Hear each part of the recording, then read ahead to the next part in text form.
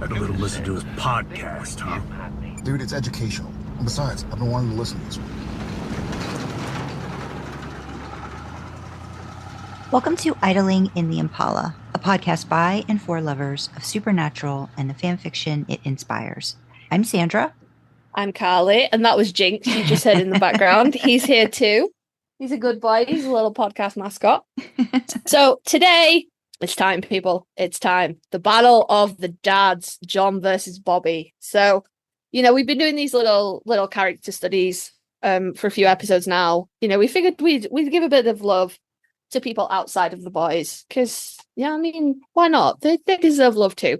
And we definitely wanted to compare Bobby and John in terms of who is the better parent. There is a right answer. There is only one right answer. But Sandra has compiled for us a lovely table that she has shared with me this time. Usually she keeps her tables secret, but she has shared with me this time. So do you want to kick us off on your thoughts, Sandra, or do you want me to go first? Because I always throw it back to you. I'm sorry.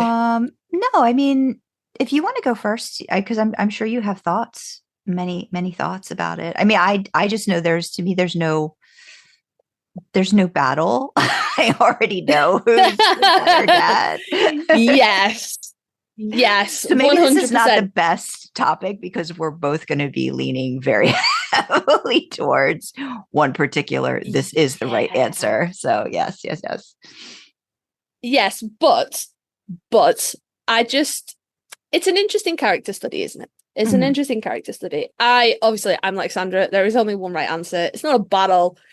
Bobby trances John all over. Like, it just pummels him into the dirt. It's embarrassing how much better of a parent figure to Sam and Dean that Bobby actually is. But we thought, we'd break it down a little bit. We'd look at some key moments between the two of them. So I suppose if we're going to start, we should start at the beginning, really. So strike one against John for me is right at the very beginning. Hello, this is now really. Jinx has thoughts. Okay. Jinx apparently has feelings on dads. Okay, are you going to meow directly into the mic? Because that would be amazing, and I would cut it out and use it all the time. Nope, you're leaving. I'm very sorry, guys. My cat decided now is the time. He's always here. He's just decided now is the time for him to make his presence known. So for me, the strike one against John is at the very start of the series, which is Mary is in bed and she hears Sam cry. And John is downstairs watching the TV and doesn't fucking move. That's bad parenting. What are you doing? You're downstairs. Okay, not everybody goes to bed at the same time. That's fine. I don't always go to bed at the same time as my husband. Sandra, I know you don't go to bed at the same time as your husband. So that's fine. But I know if I hear my baby cry and I'm downstairs and my husband is in bed, I will go upstairs and deal with it. And vice versa if I'm in bed. So that's strike one for me, John. Like, what are you doing? Was he asleep on the chair? It doesn't matter. Feel like okay, this is where I feel like husbands piss off their wives, is that husbands can sleep, and I may be making a very generic generalization on this. I feel that husbands can sleep through lots of stuff that maybe a mother wouldn't say. I just know my husband has the ability to fall asleep pretty much everywhere. So I don't know if in that case he might have already been asleep and maybe he just didn't hear. And that's a whole other topic of it pisses me off that you can just fall asleep and that's your excuse for not being able to hear our kids kind of thing. So I feel like they probably have had that discussion a few times too, because you can tell you don't know this right up front, but as the seasons go on, you understand more that their idyllic portrayal of, what they were as parents and as partners in life is not what it actually was in reality, that they had their issues too, like going through the motions in life. So I do agree, but go ahead, continue. That was my only thing. So Yeah, no, asleep or otherwise. Obviously, I have children with my husband, and my husband he's always been very good at getting up at small sounds. But then sometimes I will be still awake at 12, 1 o'clock in the morning, and my oldest child will want something, not so much anymore, but when he was younger, and I'd be looking at my husband like, are you gonna wake up? And he's just sleeping on oblivious. And I go and deal with the child, and I sort the problem, I'm a mom, I do that shit, I fix it. And I come back and he's still snoring. And I'm like, what the fuck? What is happening right now? And then the next morning I'll go, hey, did you hear redacted in the night? And he'll be like, what? No. And I'll be like, oh yeah, 1 o'clock in the morning, you were fast asleep, fucker.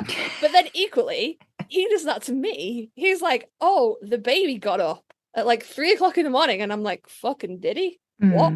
So I get it. It sounds like you have more of a balance of that happening than, at least from what I've heard, or just in my dealings with my husband, where if there's a noise or something in the middle of the night that wakes me up, then it's the dilemma.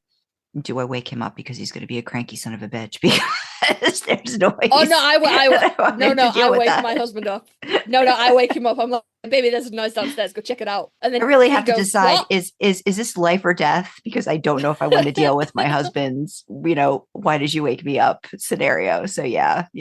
But we don't necessarily have to string John up by his toes for the crime of falling asleep downstairs. But in the greatest sphere of how shitty a parent John is, that's strike one. And also, your wife has given birth to a baby 6 months ago. Okay, we know that you're not around, you're busy, you're working, whatever, because you came in when she was putting that baby to bed. Okay, you were like, oh, dad number, right? But he wasn't there for bedtime, was he? So she was putting that muffin to bed. Okay, your wife is fucking tired, right? If you're staying up, fuck you better be staying up and listening to that baby. Let the woman sleep. She's busy. She's tired. But that's strike one for me. Strike two, John, is that he always put Mary in front of his kids, even when she was dead. So, again, we're in the first scene. He's run into the bedroom. He's seen her on the ceiling. The priority at that point is to get the children out of the house. It's not to pass a 6-month-old baby to a 4-year-old and tell him to take his brother and go while he goes and does whatever the fuck he thinks he's going to do with his wife, right? Unfortunately, there are times in life when you have to make hard decisions. And I don't think me and Sandra will disagree on this, but I think we're coming from it in different places. As obviously I have children and Sandra does not. But me and my husband have had those kind of difficult conversations to the tune of, if this happens, but fire plans for the home, if this happens, this is where we're going to go, this is what's going to happen, and this is the order that everybody's going to get out in. And I made it very clear to my husband that I would expect him to get my children out first. And I think he was very much on the same page as me, that we were in agreement that one of us would get the children out first. So our sort of evacuation plan is he goes first. And the reason for that is that he's stronger than me. So if I have to drop my children out of a window, he can catch them in a safer manner than I can. So as he goes first, my eldest boy, my youngest boy, and then me. And if we can round up the cats and save them, we will. Of course, if we can get back in and get them out, because the cats stay in the kitchen on the night, so we could just open the front door, But the priority is the children. So that's what I'm getting at here. John's priority 100% should have been, he should have got those kids out, Right. Unfortunately, you have to make awful decisions like that. And it would kill me if I had to leave my husband behind in a burning building like that. But he would want me to get our children to safety. It's that simple. And I would be exactly the same I would be furious if I found out he had not got our children to safety before coming back for me. And he would be exactly the same. Yeah. So that's strike 2 for John. You know, in that very first scene, he puts Mary first, and he puts Mary first for the next 19 years until Sam leaves. And then even after that, when they come back, he's all about the demon that got Mary, the demon that got Mary, the demon that got Mary. And I'm like, you babies, John, fucking babies. Literally 4 and 6 month old actual babies. Could you be a parent, please? Yeah. So strike 2 for John. I'll add to that later on. Yeah. Is later on?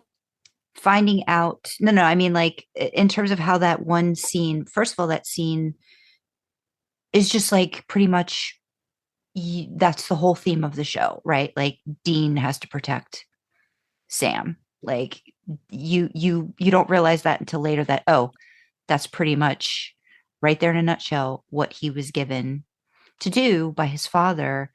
But then also, I think you find out in season 1 that Sam didn't even know that it was Dean that carried him out of the fire. Like, Dean ended up being the one, I think, that gave him that little piece of information. So it goes back to John. The one thing I really can't stand is the withholding of information, whether or not he just felt it wasn't important or it wouldn't have benefited his ultimate goal or revenge plan. So it's that reworking or only giving them so much that he feels is necessary. So he's still in charge and figuring that out. That finding that little bit out later that, you know, oh, Sam, like, we're talking like he was in his 20s when he found that out. And that Dean didn't even think to mention that. You know what I mean? Like, all of those, the hierarchy, the relationships, how that works and is weird in John and the boys' dynamic. So yeah, that was just something I was thinking about when you talked about that other strike. Yeah, I think it's interesting that the one that that John focused on was Sam. Now, if we zoom all the way out of this, and you take this from a purely logical standpoint, and we're not thinking about Sam and Dean, we're not thinking about brothers. If John had blamed Sam for Mary's death, for Sam being born, for Mary needing to go into the nursery that night, you know, whatever, if John had blamed Sam, I could have seen logic in that. If John had chosen to focus on the child he had known for longer and had more of a bond with, and Sam was the kid that killed his mom, for lack of a better term, I would have seen the logic behind that. As a storytelling device, I would have got it. And I think it's interesting that Dean was the kid that was tossed away almost for Sam. And is it like, is John coming at it from a place of, well, Mary gave her life to save Sam, so I must put him on a pedestal above all?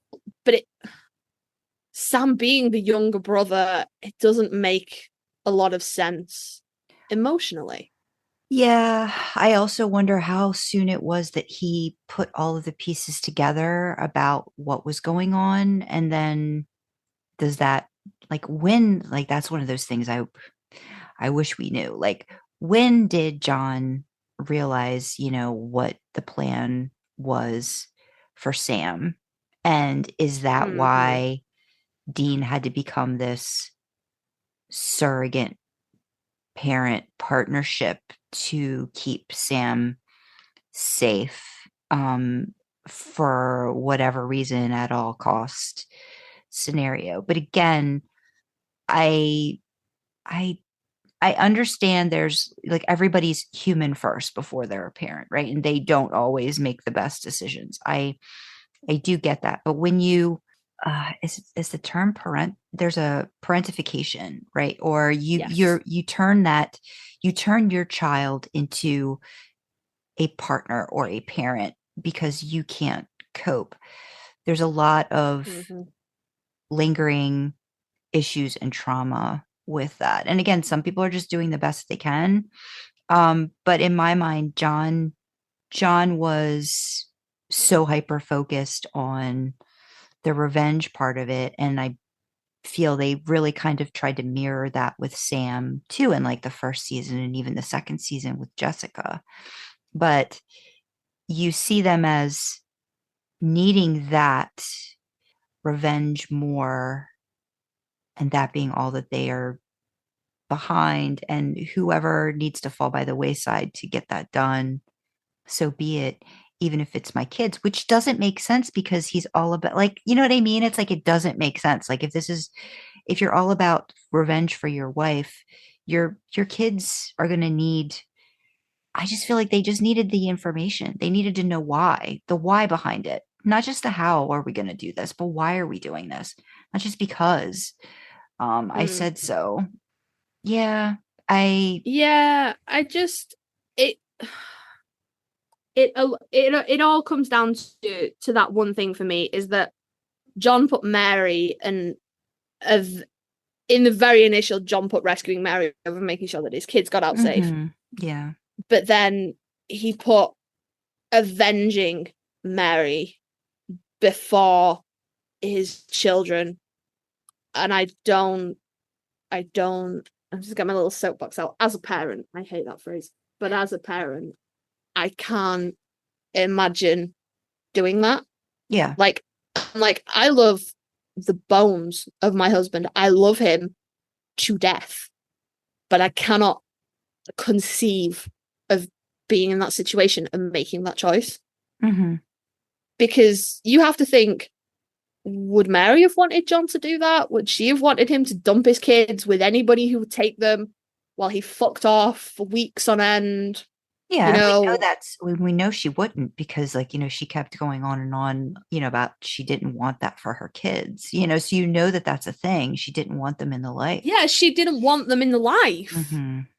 But John just disregarded all of that completely, which leads us nicely into strike 3. Let your kids have a fucking education, Jonathan. Let them, fucking sit down. Just sit down, right? Okay? Let them fucking do school. Like, you can go demon hunting in 18 years. I mean, ostensibly, maybe closer to 14 years, because if you'd let Dean get to 18, you probably could have fucked off then and gone, just watch Sammy for the last 4 years. And Dean probably would have done that.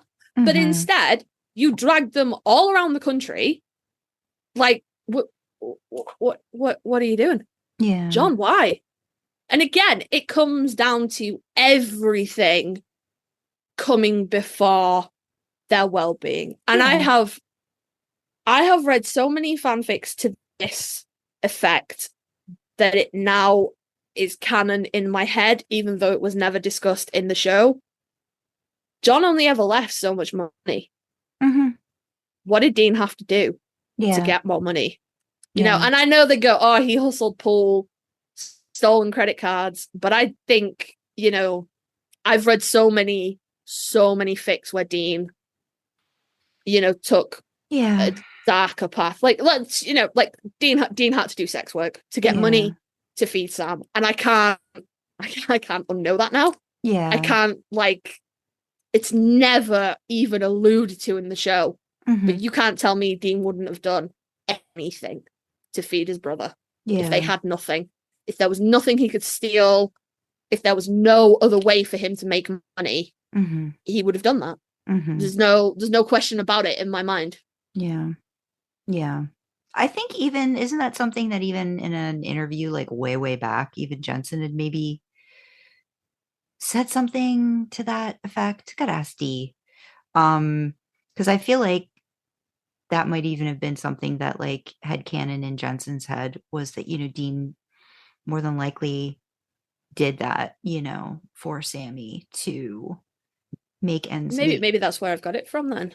Maybe that's I'll have to double check that, or if anybody knows for sure that's listening, because I feel that that's a thing I've heard too, is, you know, you're gonna hustling pool or like little odd jobs is only going to do so much. And if, oh, I'm going to be gone for a week, it turns into 2, 3, 4. Yeah, because I've read a lot of pre-series that, you know, has that same situation. And again, like they kind of hijinks, they kind of made it apparent in a lot of the flashbacks, you know, where you see what little Dean is having to do for Sam and the sacrifices he's having to make if dad doesn't turn up, or dad's like the Christmas episode, like when they weren't going to have Christmas, or, you know, when he wanted to have cereal, but, you know, Sam wanted it instead. So he gave there's only enough for a bowl. He gives it to Sam. So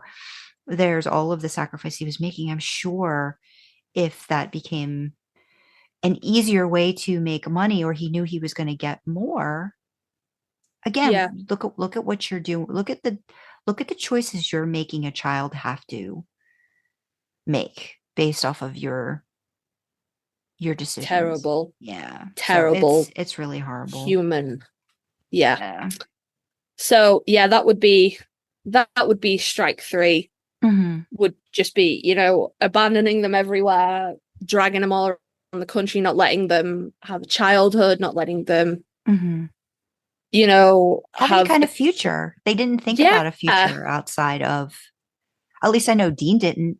Sam did. No. You know, and Sam, that was a part of the confrontation and the issues too, was like, you know, he was like, I'm going to Stanford. I'm doing this. If you do that, don't come back. It was an all or nothing for John. And, you know, that kind of, yeah, it just put the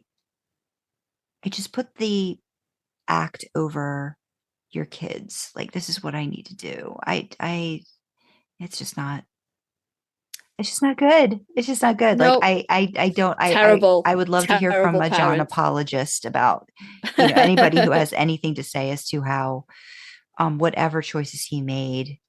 Again, like I think you could, at a human level, you can understand, but at a parent and your responsibility for your children, that it's not just you. You know, you've got other people that count on you, rely on you, and you're not taking that into consideration. And that would 100% lead into strike 4, which is, John, you're the parent, not Dean. Specifically, God, I can't remember the episode name now, but it's that weird witch vampire thing that's putting all the kids in comas, and they find out it's a doctor in the hospital, and it's got that cute little kid whose little brother gets taken into the hospital, that's the motel. Scene that has that's the flashback with Dean and the cereal and all that. I think it's called something Wicked. It's a Strega, I think. Yeah. Mm-hmm. But that, you know, the thing getting Sam and John bursting in and being so furious with Dean. Mm-hmm. And I'm just like, how about, John, we take 2 minutes to think about the fact that you fucked off and left your kids for an unknown period of time, and you expected I don't know, how old would they have been? 8 and 4, 9 and 5, maybe? Yeah, maybe a little bit older, maybe. Yeah, just a little maybe. bit. Mm-hmm.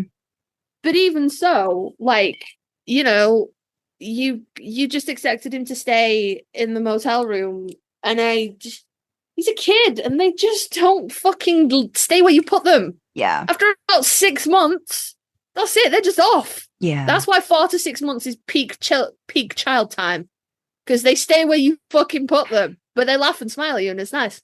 You get interaction back. They laugh and smile at you. It's cute, but when you put them down, they fucking stay there. They don't just piss off. You put a baby down and you leave, not for very long, like for a minute or whatever. You know, like go pee, and you come back, and it's where you left it. Literally, it hasn't gone anywhere. That video, the John being asked, that scene is in there. I know it's in there. That's something Wicked, where he's just like, why weren't you here? Why weren't you paying attention to your brother? Yeah. You know, that's just not something, you know, Dean was allowed to do. Yeah. And then I mean, obviously, if John hadn't left Dean, we wouldn't have had the show, because Dean wouldn't have had to go to Stanford to pick Sammy up. And, you know, we could argue a strike would be leading them a merry fucking dance all over the place. But I think for me, the final nail in John's coffin is him sacrificing himself for Dean without saying a fucking word. And I mean, that's John all over. John, please talk. John, please tell people what is happening. Like, your youngest son being infected with demon blood is a conversation you should have had, babe. You should have been like, Sam, look, this, okay? And I understand that you want to go to Stanford and you want to get away from this life, and I get that, but you need to be aware of this, okay? You got to talk to people, but he doesn't. Yeah. And then the boys are just like, holy shit, he's dead, with no further information, and they figure that he must have made a deal and sold himself. And you see what that does to Dean. He smashes up the fucking car, you know? Yeah. The car. Well, he's given the information. Baby. The only information he's given is that you need to protect Sammy, and if not, if something goes wrong, you've got to take him out. Like, that's basically what he left him with right before John died, you know? And it's just like, there's no other important information given, you know? Or did he know about, see, this is where I get confused. He didn't tell Dean that Sam was infected with demon blood at the time, did he? I don't remember. So, okay. But he just told him, you're going to have to kill him if you can't save him. If you can't save him, you have to kill him. If you can't, you have to kill him. You have to take him out. Yeah. Yeah. So again, it's half a fucking story. And, you know, I know this is We Need Therapy Winchesters, but still. Yeah. And I mean, Sandra's beautiful table here is fabulous. In and amongst all of those sort of key points, he just isolated them from everyone. He kept them. I don't think we know a great deal about John's side of the family. Not until much later, like with the with Henry, and John thought that his dad had left. Which is a whole other thing, because if you know what it's like to be abandoned by your father, Jonathan, why would you do this to your children? Yeah. But he kept them for Mary's family as well. Samuel and Deanna. Deanna. Yeah. Like, that was their link to their mum. And he kept them from that as well. And he kept them isolated from everybody. But then he kept them isolated from the community he was raising them to join as well. So, like, if you're going to keep them away from everybody who doesn't know what goes bump in the night, you're not going to have really well-adjusted children. But all right. But then equally, to keep them so isolated from the hunter community as well, they didn't have a chance. Yeah.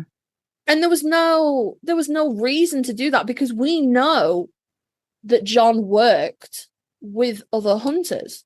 But as I was just saying that, I wonder if it was less John isolating them from the hunter community and more the community refusing to have anything to do with John, because they know he's a loose cannon, because they know he will put other people in danger. Yeah, because that came like up with Joe's dad. With Joe's dad, I think it's probably a combination of that. Like, I think it was probably like distrust on John's end, and then John not having the best reputation in how he handled certain situations, and probably only using whoever he needed for whatever purpose, and not so much a community as I just need you for this and this. Because I think there was like a Pastor Jim and Bobby. Really, I don't know outside of that hunter community how. I just don't think they knew, because you get the indication, I think, at the start of season 2 after John's died, and they find the roadhouse, right? And they find Ellen and Joe, and they realize that, oh, they're actually like networks. You know, it's not just Bobby, you know, and I don't even think they really understood how much Bobby did for the whole hunter community until their dad died. Their dad dying was that opening up of, here are these other people you could probably put some trust in when you need to get stuff done. Because I don't even know when they talked about, like when Dean talks a little bit about hunting on his own, like did you hear a little bit? There's even some talk, because now I'm thinking about it too, like in season 15, when he goes to find Lee, right? Like the person that was closer to his age and hunted occasionally with John. So there's different people, but there's not this, I just don't think they knew like everything that was going on. So I think it was, don't trust people with this information, which doesn't make sense if you're trying to solve something, right? Like if you're trying to solve something, you want to ask people all of this information, like Missouri, right? Like you find out in season 1, Missouri was somebody that gave John a lot of this information, but they didn't know about her until much later. And it's just, it's all this withholding. Not, don't trust anybody as much as you trust me. I feel like that was kind of the refrain that kept going. And I think Dean absorbed that a lot more than Sam did growing up. Definitely. Yeah. So I think that's why, again, like I feel Bobby was probably the only big influence maybe that they had growing up outside of John, like an actual influence. Yeah. I feel was Bobby. Yeah. So I think we can agree John scores -10 out of 10 for dadding. On anybody's metrics, really. I don't think I would, like Sandra, I would be really interested to hear if you think, like, even if you did think there's just like one thing that John did that was, oh, that was nice, like, come hit us up, tell us. I won't even ask for an essay this time. I would very much welcome opinions from people who feel like John isn't actually scum of the earth. Hi, what do you think about John? Do you think he's a good dad, or do you think he's garbage? That was very insightful. Thank you. Yeah. No, I think I appreciate your insight. That was good stuff. He's just, I had to wait for him to leave because he's like, his back end was between me and the mic. And I was like, I can't see the screen. I can't see anything. Move. Okay, so this is normally the part of any given podcast where we would go, hey, our sponsor today is, but we ain't sponsored. So we just have some causes, some charities that we'd like to bring to your attention, point you in the direction of, if you feel able or willing to donate to them. We have 3 main sort of causes, inverted commas, that we're promoting feels like the wrong word, but like signposting, highlighting, if you will. So the first one is to do with the conflict in Ukraine, the Russian invasion unlawfully of Ukraine. So we would just like to draw your attention to World Central Kitchen, which, as it sounds like, is, helping to feed people that are affected by this conflict. Although it's dropped out of the media quite a bit now, there's still a hell of a lot of people in the Ukraine that are trapped, that are cut off, that are struggling for food and water and basic supplies. So that's what that charity is there for. We have KidSave, which, again, as the name suggests, is looking out for the children that are affected by this. I mean, conflict feels like the wrong word. It's, it's an unlawful invasion. But yeah. KidSave. And then we have, if you don't want to if you don't feel you can or want to commit to just one single charity, we also have a link to the global giving page for the Ukraine Crisis Relief Fund, which obviously is then split between various different places that it needs to go. It's sort of the global equivalent of a GoFundMe or a Just Giving page. So we have that. And then for those of you that are in the US, and oh Lord, we know it's hard right now. We do. So we have the Mums Demand Action, Ending Gun Violence, the Sandy Hook Promise, advocate for gun regulation in your state, wherever you may be.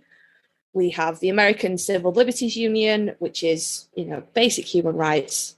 Come on, people. Like, it doesn't feel like it should be this hard, but somebody needs to give your government a kick up the ass and be like, hey, it's not this hard. You're making it harder than it is. And then, of course, vote.gov, look up the voting regulations in your state, in your area, find out what you need to do, be informed, be prepared, because that is the best way to enact any kind of change. And that doesn't just go for the US, that goes for the UK, anywhere else. Educate yourself. Know what you need to do so nobody can catch you out. Last cause, definitely not least, LGBTQ plus people. My folks, we are under attack. There's no easy way to say it. There's no nice way to say it. People want us dead, yo. It's really heavy in the US. It's coming in the UK, and it's fucking hard. There's no one cause fits all for this. There's nothing particularly global. And to be honest, I didn't really want to signpost to any, causes that are fighting against this. I want to bring this down more to people. We're not a statistic. Everyone's a person. So the causes I want to signpost are Switchboard LGBT in the UK and the Trevor Project in the USA. And they are both services where you can reach out, you can be connected to people to talk to.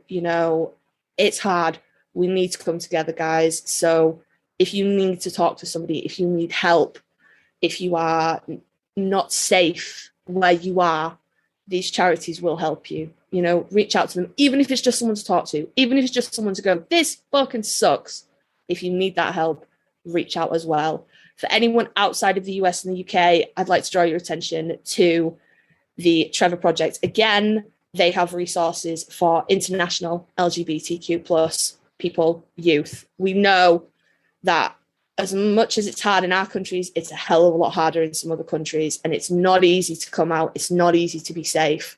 So take a look at that link for some resources, some places to go for help, some ideas of how to keep yourself safe.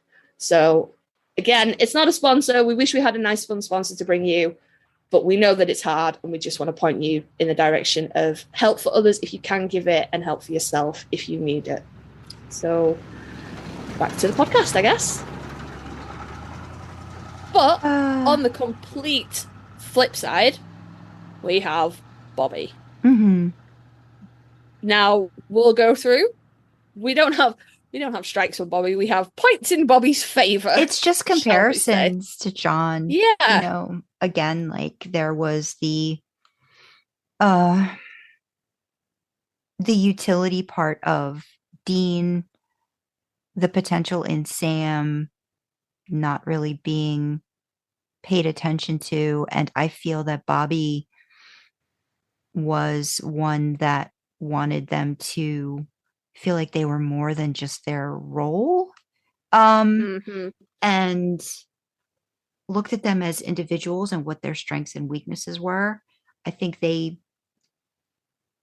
realized more about what their strong points were. I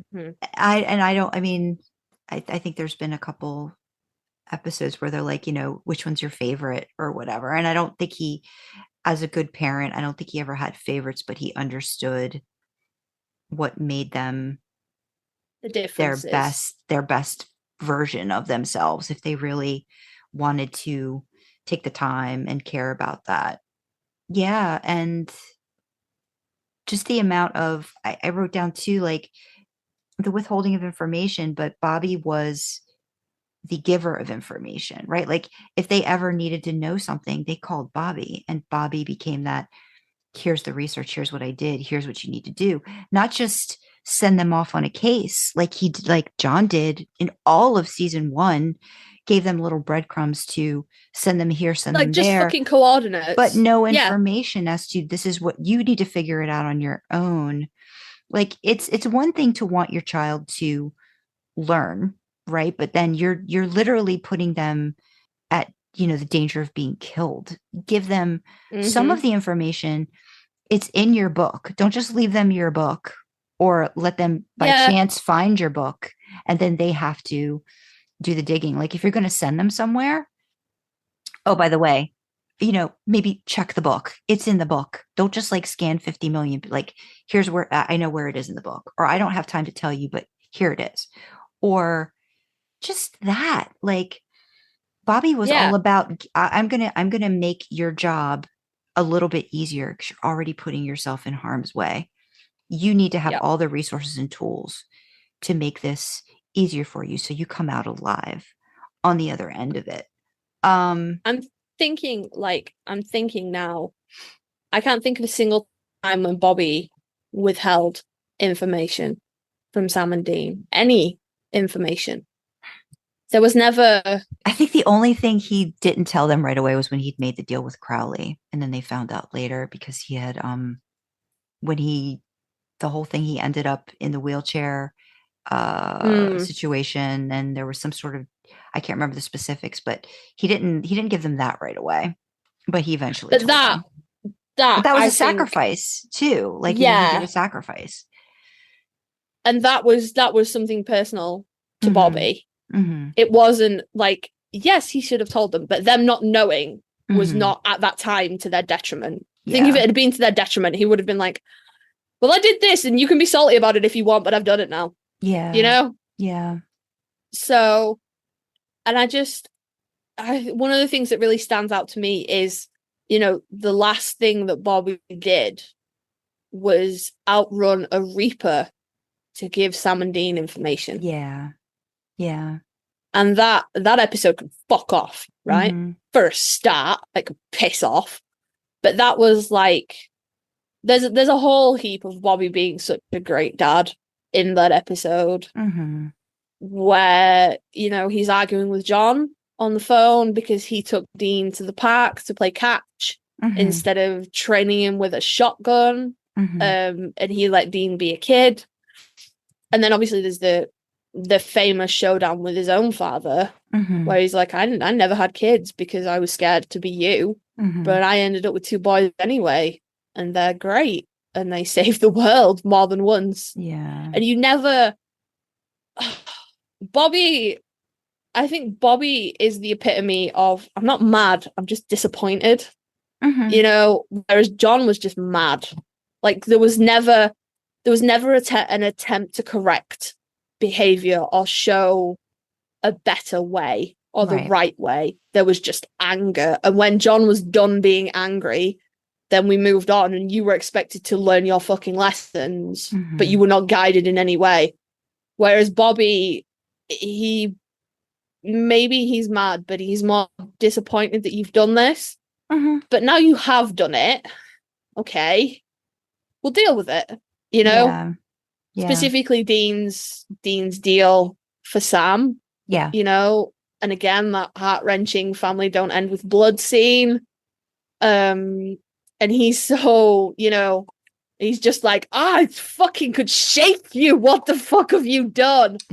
But then he just pulls him into a hug and he's like, it's okay. We'll figure it out. And he did never stop trying to help.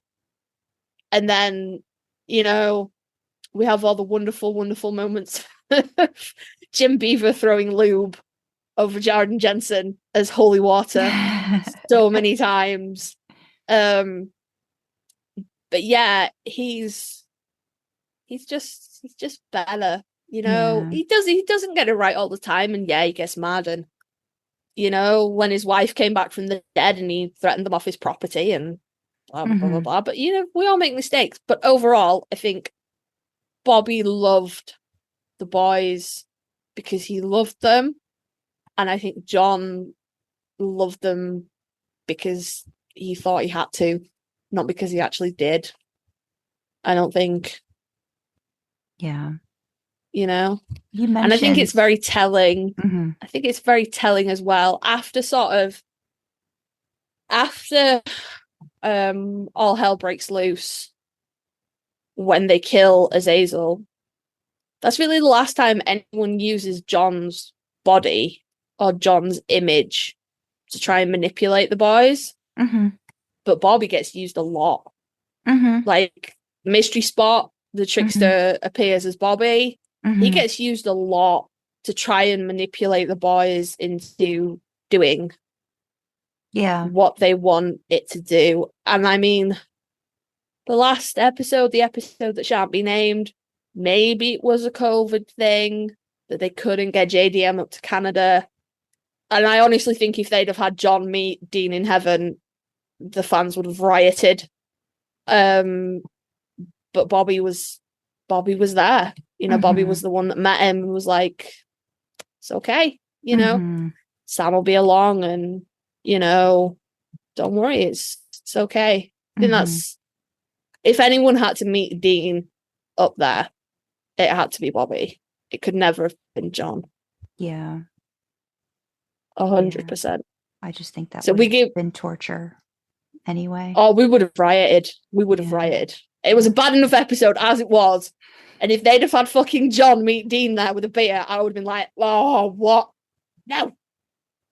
Well, because we talked about this before too. And I will say, I was thinking about, because one of the videos I found, there was another time when Bobby withheld that Sam had come back, start of season 6, from Dean. He knew about Sam being back for a year, but his reasoning for not telling Dean was because you got out of the life. He's like,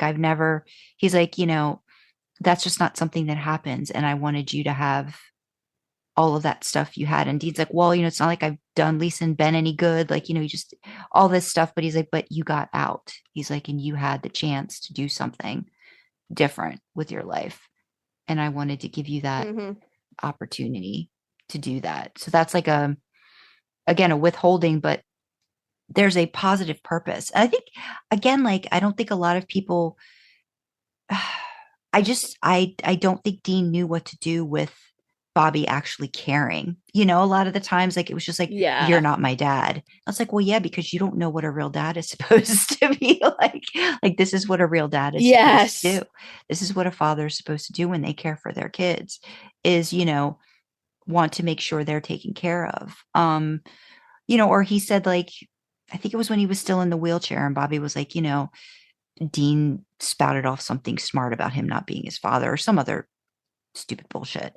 And Bobby was like, I have a bullet in this gun and every day I don't use it on myself because, I think in the end he says, because I want to make sure I'm here, for some reason for you guys. I think that's like the gist of it. Like, I'm here to help you get through it, or because you told me not to. You told me not to give up.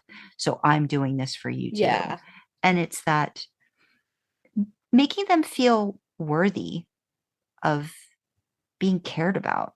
And I don't think Bobby got that a lot either. Obviously, growing up, we find out how hard it was for him. But again, he took it to an extreme where he didn't have his own kids and he didn't feel like he would be a good father, but in the end became like one of the best surrogate dads anybody could ask for. And I don't think the boys realize that until he's gone, really fully.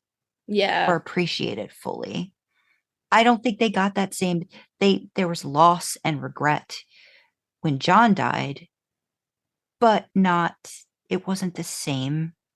I really think they were kind of like really left to their own for a while. That's why season 7 is so rough, I think. Yes. On so many levels, because everything's taken away from them in season 7. And even if they just have the two of them, they need more than that. I think that has to be understood, that they'll get by with just the two of them, but they need more than that. And yeah, it's just very I think that scene in the hospital and, Dean really, really going after the organ donor guy. Mm-hmm. And I think Sam's a little bit more pragmatic about the situation, but I think for all Dean's bluster about you're not my dad and I think he holds Bobby up to that role. Oh yeah. Yeah. Again, I don't think Dean has a lot of barriers up even in that situation. So I think, he cares about Bobby, but again, like, he's trying to like avoid the inevitable. I think he was I don't know, he was so upset, like, like messing up the car and stuff when John died, but I still think it was more just his own guilt, not necessarily losing his father, And he Yeah. never had that. We talk about it. I would have to look again. I don't remember seeing a lot of one-on-one conversations with Dean and John. The one when he was in the hospital right before John died, pulling him in, that was a discussion they had. But otherwise, Sam was usually around, in those few conversations that you saw them have in season 1.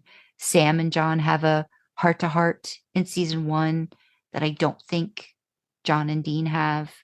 Sam got a fucking apology in season 15 and Dean didn't. With Lebanon. Yeah.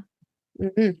Yeah. And that's very telling too, right? Like how Dean reacted to his father in that episode.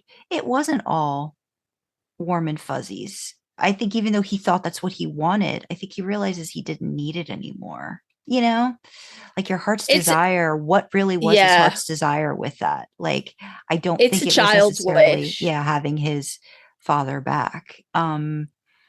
Yeah. And I think sometimes when you lose something very young and you grow and you learn to live around what's missing, but I don't think you ever stop wanting it.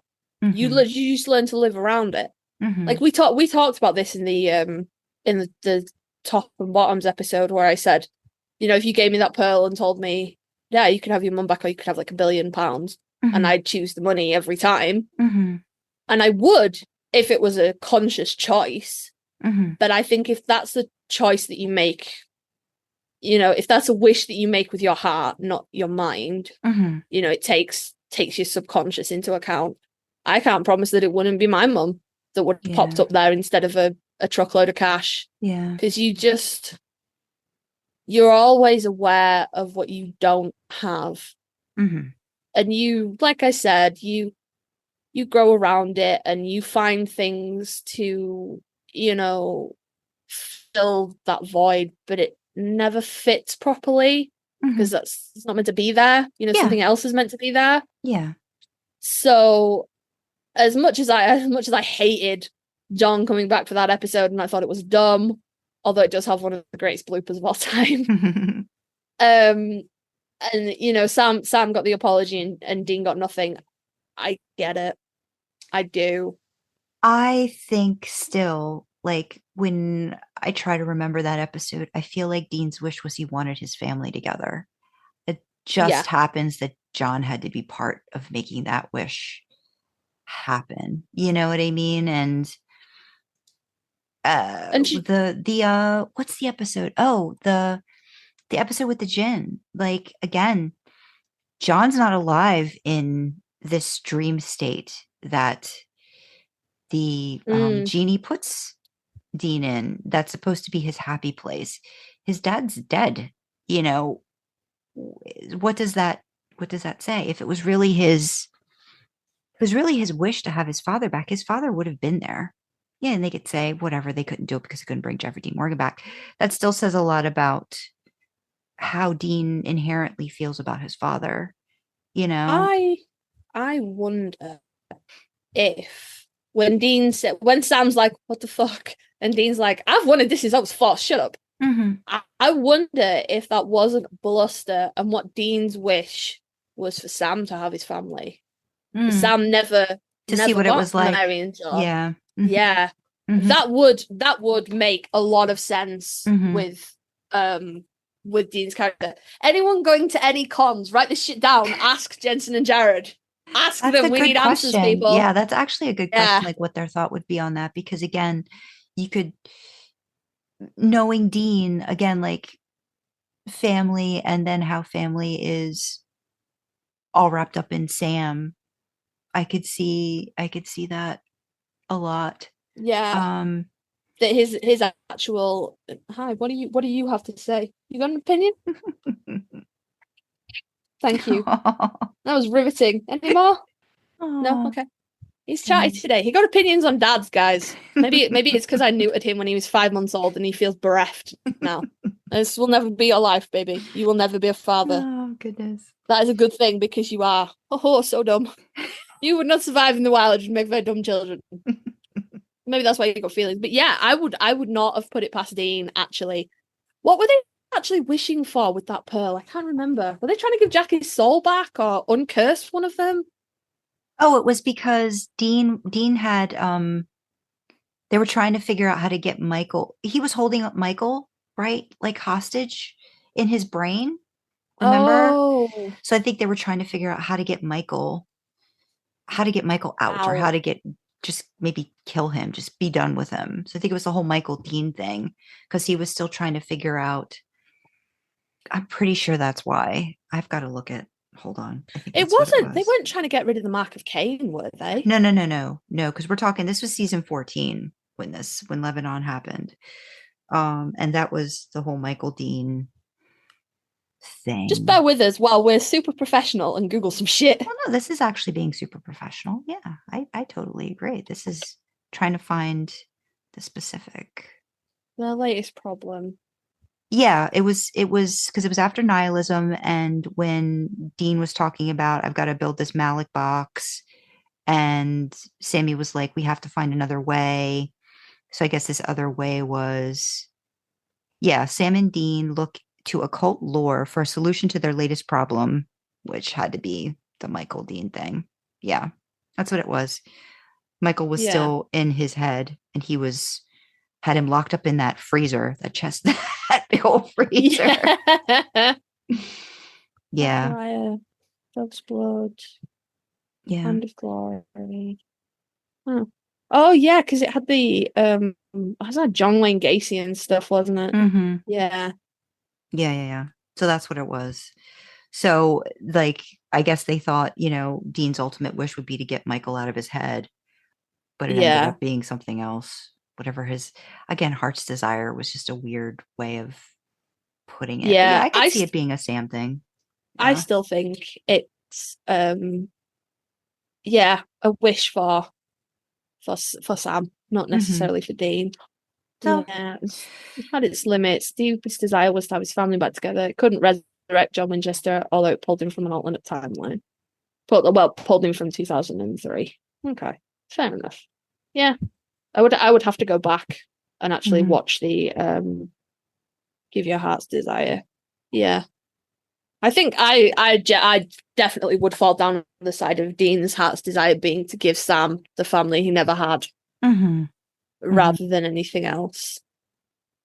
But yeah, I think we can all agree Bobby would score like 9 out of 10. Oh yeah, on the good dad scale. But I think even his issues didn't, like, again, they're understandable, within reason. Yeah. So. But I think in the battle of the dads, the actual winner is Dean. He's the best dad. He's the best dad. His kid grew up and went to Stanford, people. Yeah. Pre-law. Yeah. He's a clever cookie, He fed that boy up big and strong. He's a clever muffin. He's short, research. If Dean hadn't come busting into his life and dragged him back out onto the road, he would have been a fancy pants lawyer. I think out of all the dads that dadded on Supernatural, Dean is 10 out of 10 there. Yeah. Gold star Dean. Excellent parenting. Excellent dadding there. Talk about sacrificing and all the stuff that he did. Yeah. Yeah. Exactly. So 100% Dean is best dad.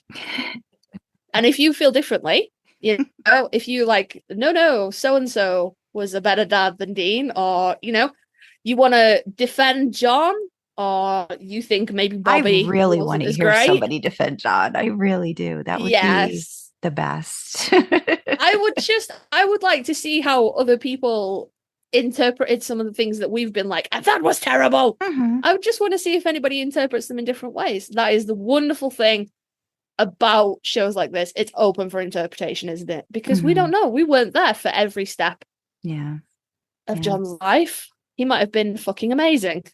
Probably not, but he might have been. So hit us up with your thoughts. Is Dean the best dad to ever dad in the show? Do you think John should have scored higher? Should Bobby have scored lower? Hit us up. Where can I find it, Sandra? They can reach out to us via email at idlingintheimpala@gmail.com. We are on Twitter at idlingintheletterd_Impala. We have a Discord channel. We will leave information on how to get to that in the description below. And if you want to reach out to me on AO3, I am Drasna. That's Drasna. On Twitter, I am skylewrites. It's SKYLEWRITES. And if you want to learn about some of my original fiction, you can visit my website at sandrakyle.com. Seriously, guys, she could just fucking change like just one of those things, But and they would all be. But I won't. They would all be right, wouldn't they? But she won't. She won't. She likes being chaos. Mhm. So I am the agent of chaos in all of the things apart from this one. So if you want to reach out to me, I am on AO3. It's Karlee Karma. However you think that might be spelled, it's probably not. So it's Karlee, and then Karma as you would spell it normally. I am exactly the same on Twitter, and it's the same profile picture in both places, in case you think, hey, I wonder if there are two people with a weird spelt name out there. Same profile picture, it's probably me. So hit us up, people. Come check us out on Discord, send us an email, send us a tweet. I will tweet out a picture of Jinx, because he's been very vocal in this episode. He has feelings on fatherhood. Maybe his father was pants. I don't know. I got him when he was a little kitten, and I never got to meet his dad, only his mum. She was very nice.